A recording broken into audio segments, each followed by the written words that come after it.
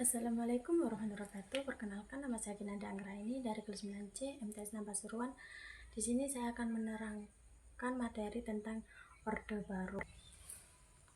Orde Baru dimulai dari masa Presiden Soeharto. Periode ini berbeda dengan Orde Lama setelah terbitnya Surat Perintah 11 Maret pada tahun 1966.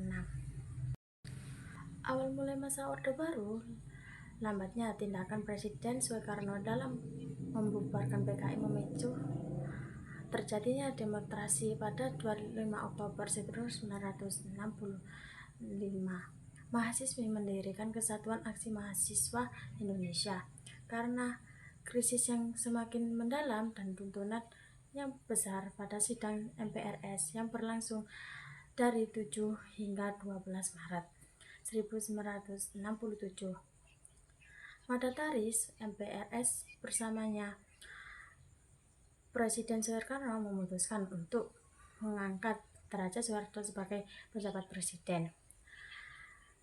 Dengan pengangkatan Presiden Soeharto dimulai era Orde Baru di Indonesia. Berbagai program pemerintahan dilaksanakan dengan kebijakan untuk mengatasi masalah di bidang politik, ekonomi, sosial, budaya, serta keamanan dan pertahanan.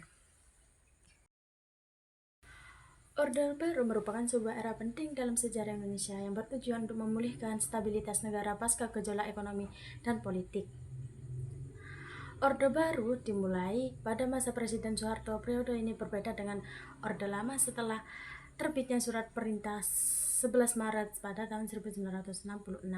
Awal mula masa Orde Baru, lambatnya tindakan Presiden Soekarno dalam membuatkannya PKI memicu terjadinya demonstrasi.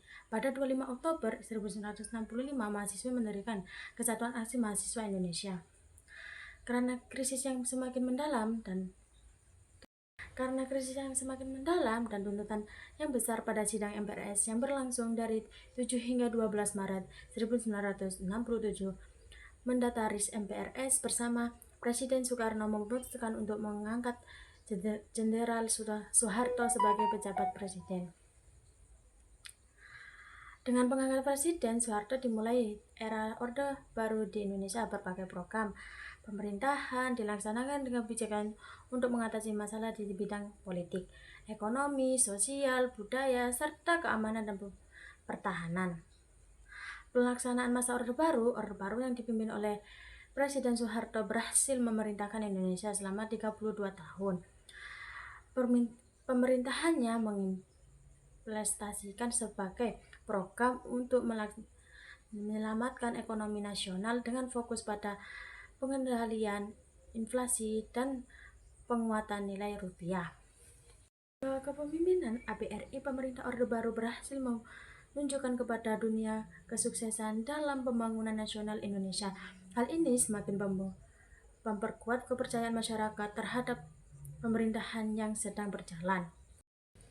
Berakhirnya masa Orde Baru, jatuhnya pemerintahan Orde Baru dipicu oleh tingginya tingkat korupsi, kolusi, dan nepotisme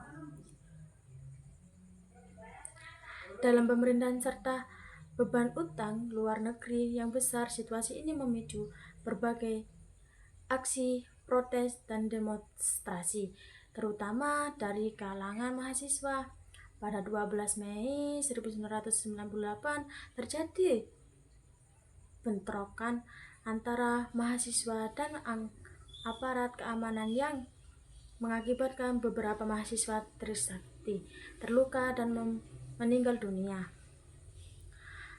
Pada akhirnya pada 21 Mei 1998 Presiden Soeharto mengumumkan pengunduran dirinya dari jabatan, menyampaikan ucapan terima kasih dan meminta maaf kepada seluruh rakyat Indonesia. Peristiwa ini menandai berakhirnya era Orde Baru.